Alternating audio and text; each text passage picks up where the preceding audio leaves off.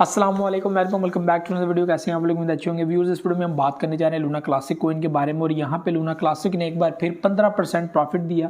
अच्छा खासा profit Luna classic के अंदर देखने को मिला। और आपको याद होगा मैंने वीडियो बनाई थी जब 16 के ऊपर इसकी वैल्यू थी, और उस टाइम में लोग बार बार ये चीज़ देख रहे थे कि क्या ये वापस बुलिश होगा या फिर मार्केट नीचे गिर जाएगी और उसी पोजीशन के अंदर आ जाएगी जहाँ से इसने बुलिश करना स्टार्ट किया था। तो उस टाइम में मैंने कहा था कि भाई देखो, जो बर्निंग मैकेनिज्म है ना, जब उसके अंदर काम हुआ है ना, तो लूना क्लासिक जो बुलिश किया। और स्पेशली बाइनेंस इसके अंदर रोल प्ले करता है। और बाइनेंस ही एक ऐसा प्लेटफार्म है जो लूना क्लासिक को आगे बढ़ा सकता है। ये लूना क्लासिक की प्राइसेस को आगे लेके जाने में काफ़ी हेल्पफुल जो है वो हो सकता है। और कम्युनिटी को अगर बिलीव रखना है तो वो लूना क्लासिक पे बिलीव ना रखे, बाइनेंस पे बिलीव रखे, जो इसको जो है वो अपने साथ अटैच किए हुए है या इसको चला रही है। ठीक है, वरना डेवलपर के पास इतनी हिम्मत नहीं है कि वो इसको आगे लेकर जा सके या अपना एतमाद बना सके, क्योंकि एतमाद तो वो खो चुके हैं।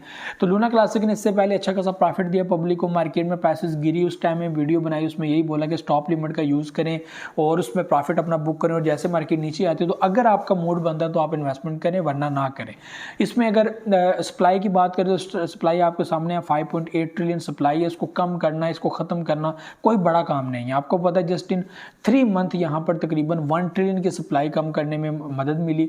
और अगर ऐसे ही 1 साल के अंदर अगर बर्निंग मैकेनिज्म ऐसे सेट होता है, या 1.5 साल या 2 साल भी लग जाते हैं, तो मैं समझता हूँ कि ट्रिलियंस की सप्लाई को बिलियंस में लेके आना कोई बड़ा काम नहीं है।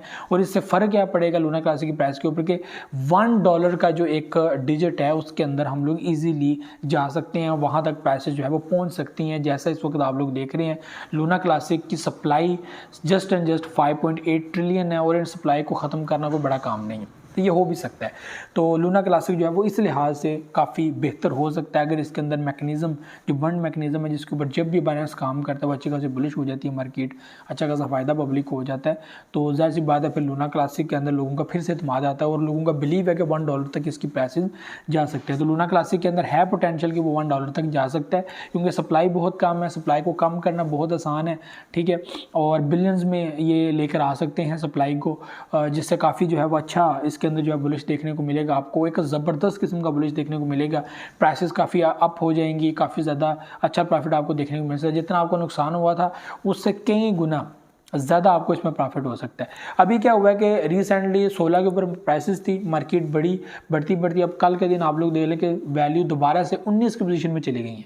19 से 20 जो है वो यहाँ पर पहुँच गई हैं, और उस पोजीशन में आके दोबारा जो है 15 से 16% जो मार्केट अप हुई है।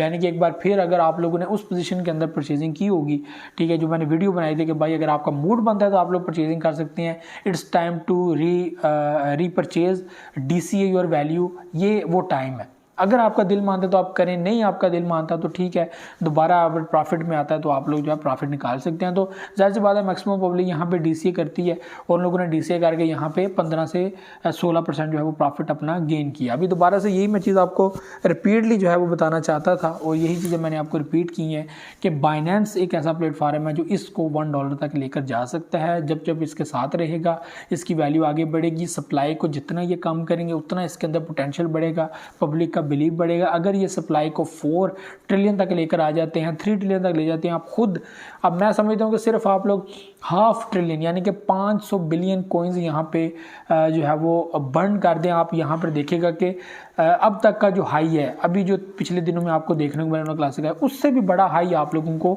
जो है वो कई गुना ज़्यादा हाई आप लोगों को वैल्यू अभी नज़र आएगी अगर ये 500 बिलियन की एक बड़ी सप्लाई बर्न होती है।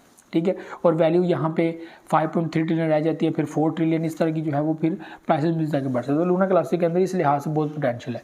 तो ये व्यूअर चीज़ें थी, बिलीव रखें, हो सकता है सारा कुछ। बाइनेंस जाहिर सी बात है प्लेटफॉर्म है और इसके अंदर पोटेंशियल है, और वही है जो लूना क्लासिक को चला रहा है। बाकी आपकी अपनी मर्जी है, डू योर ओन रिसर्च। हम आपके रिसर्चर तो नहीं है, हमने तो सिर्फ बताना होता है आपको, क्योंकि ये टोटल मार्केट रिस्क बेस के ऊपर है। आपको रिस्क लेना पड़ता है, और रिस्क में ये होता है कि आप पोर्टफोलियो मैनेज करते हो, आप 8 से 10 प्रोजेक्ट रखते हो, उसमें से भी कुछ प्रोजेक्ट्स आपको स्कैम कर जाते हैं, या वो कभी भी बुलिश नहीं करते और वो डेड हो जाते हैं, और एक जगह पे पड़े वहीं पे ट्रेड करते रहते हैं, ना कोई सेलिंग होती है ना बाइंग होती है, और आपको नुकसान हो जाता है। तो टोटल रिस्क बेस पे है, तो कुछ भी किसी वक्त भी किसी ब्रेड के साथ कुछ भी हो सकता है।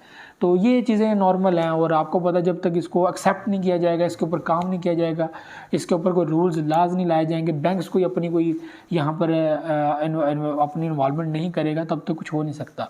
तो ये भी चीज़ें थी। मुझे तो जस्ट नेक्स्ट वीडियो में बहुत रखेगा। अल्लाह हाफ़िज़।